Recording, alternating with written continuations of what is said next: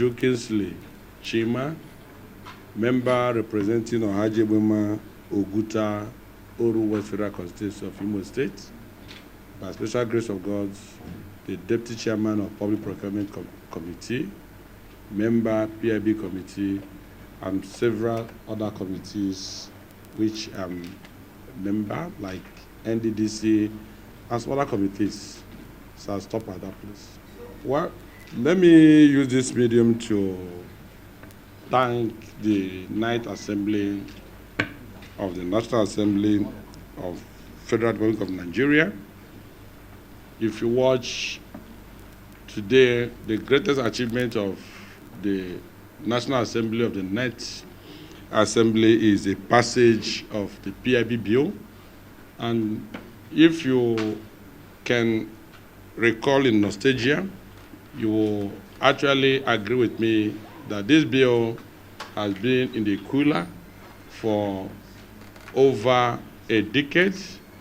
What it means is that there have been issues of disagreements, gray areas, areas that are not actually agreeable by all the stakeholders. Stakeholders, I mean, both the IOCs, the oil companies, either indigenous, IOC, or PSC, as well to stakeholders from the oil producing areas, that is the host communities, and even the politicians from the entire country. Because it got a point where too many people actually vested so much other regional, political, religious interests, or even economic interests in the course of trying to adduce their reason for not actually passing the bill. But today, yesterday, 1st of July, the bill actually was given the greatest ovation anybody can think of in the National Assembly. Overwhelmingly, 100%, well, let me say 99.9, because I don't know, some people who could have some dissenting, maybe private or secret dissenting voice, but 99.9% of the members on the floor yesterday, if not 100%, agreed with the content of the bill as actually recommended by the PIB committee.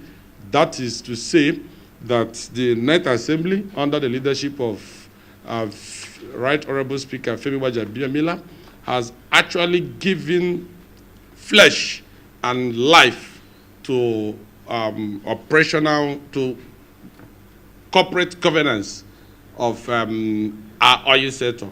What I mean by this, today we are talking about an oil sector with a very organized governance policy. The governance policy, I mean, is the policy that we actually entrench profitability, viability of the oil and gas sector in this country. If you watch over the years, we've been talking about oil companies, we're talking about derivatives from oil explorations in this country.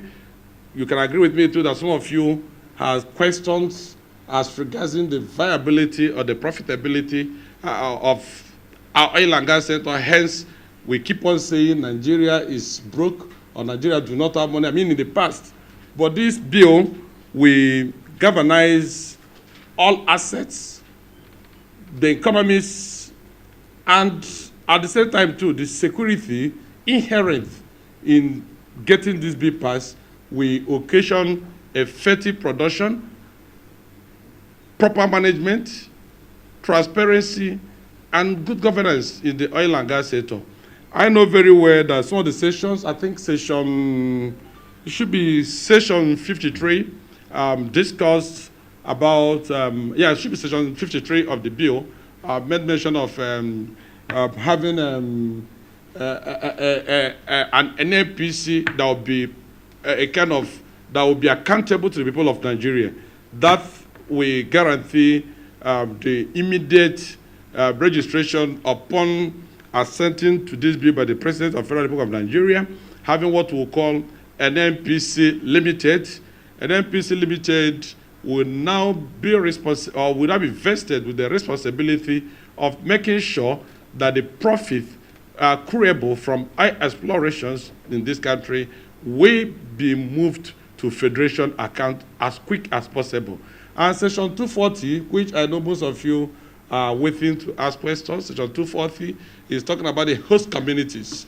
And these host communities today, if you are from Niger Delta area, please go back to your place and sing music of joy, because we are now, or we've given impetus and powers and provided enabling environment for you to participate in your own resources. And what this means is that 5% of operational costs by oil companies has been exclusively reserved for the host communities. And the host communities, I mean, the communities impacted access growth and every other context that makes you an oil-producing community or host community. So the 5% will no longer be sent in proxy. These monies will be sent directly to a fund which will be established by the same host communities and which will be managed by the same host communities. So we won't have the story and a situation where the host communities will say that they did not get their due share from oil exploration. So this fund is going to be sent to the host community deductible from source. So what it means is you don't need to go begging for the money to be released to you. So, but at the same time too, we have a management, I want to call management by objective. Management objective means that you are now participatorily involved in the activities of oil and gas in your own local community. Because in the past, you know, what formed our operational, or what formed the operational costs according to oil companies, IOCs, PSCs, project sharing companies of, they are like contractors to NNPC. The argument they adduced in the past is that why they have a very high operational cost of 35% is because they have a lot of insecurity in the oil-rich zone of Niger Delta. But today, what the National Assembly or the bill has been able to solve is, okay, don't worry, keep whatever thing you feel you can spend in your proxy, in quote, security management. Now, the host communities becomes your own security in terms of managing your assets within that locality. And what this means is, with the 5%, the host communities should be able to provide electricity within the context of their fund available, should be able to talk about infrastructure like roads, should be able to talk about scholarships, should be able to talk about even having internal security within the local village. And this is one of the greatest achievements of this bill. Is not only going to give you opportunity to get more funds, but it's going to bring stability in the oil and gas sector and provide security within the oil-rich zone of Nigeria.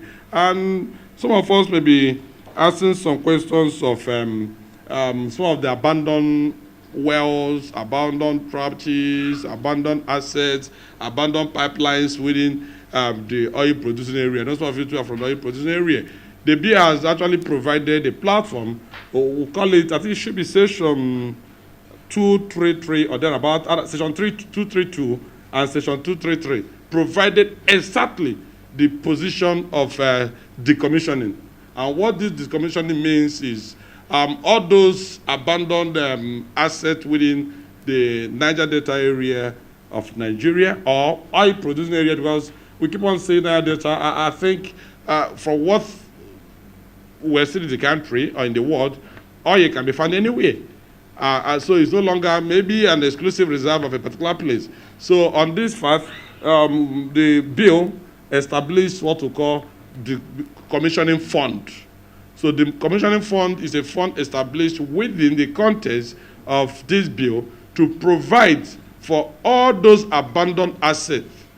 The fund will take care of making sure too that they go back and remediate the environment, and at the same time to keep them in functional condition. So having said this, I I am of great mood.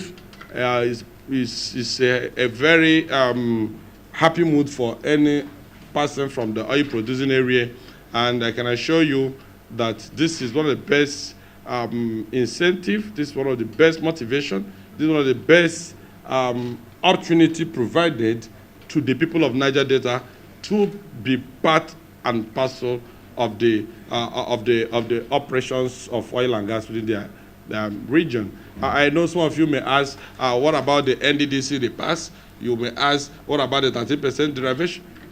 I know some of you are willing to ask such questions. Well, we are in Nigeria, and we know when you have a group ownership of a property, you may not be accountable to such a property. But when you individually own a property, you absolutely be responsible to the protection of such a property. NDDC is almost a Nigerian agency, a Nigerian commission. But what we're talking about now is sending that development to the grassroots. And what's the grassroots? The community producing oil and gas. So with this attainment, I congratulate the Speaker of the House of Reps, Right Honorable Femi Gbajabiamila, the 360 members of the Ninth Assembly, the Senate President, and the Senators for actually passing this bill into law. Thank you very much. We know that this bill has been in the National Assembly for over 10 years. Am I right? This Ninth Assembly deemed it fit to see this bill first from the point of Nigeria. And any point you see yourself as a member of National Assembly, first of all, consider yourself as a Nigerian, see yourself as a nationalistic, de-emphasize so much on personal interests, regional or village interests. What you should consider first is, how do we develop this country? How do we get this country running? How do we get this country moving? And as a member of the PIB, it may please you to know, for those of you who have been around the National Assembly, that in the last 2 weeks, we've been moving around offices from the Senate, almost all the open conference rooms available. We'd like you to have our meetings, trying to resolve the so-called gray area you're talking about. And in some cases, we even invite both the Minister of Petroleum, you might have been seeing him coming to the National Assembly. We invited the GMD of NNPC, we invited the ESPDF, they were all here. Even as of 2 days ago, the GGM of NAPIMS was equally here on this same issue. What are the mission? We can't be talking about Nigeria without getting numbers. The essence of that comment is to give us professional advice, giving us the numbers of what is accruable to frontier basins and what is equally accruable to host communities. And I can tell you that in National Assembly, we've come to realize that whether you are from Sokoto, whether you are from Benue, or you're from Enugu, or from Rivers, or from Niger, that we should see ourselves as one first. And let me tell you, from all the reports we got, it's a win-win approach for both, for all stakeholders in this, in the country. What I mean a win-win approach is, you have, yes, your view of the frontier, but let me tell you what frontier basin is. Frontier basin is not an exclusive reserve of a section of the country. Frontier basin is just a basin that is aimed at exploring new oil or new discovery in the country. And from what the NNPC gave to us, they said we have about 6 basins.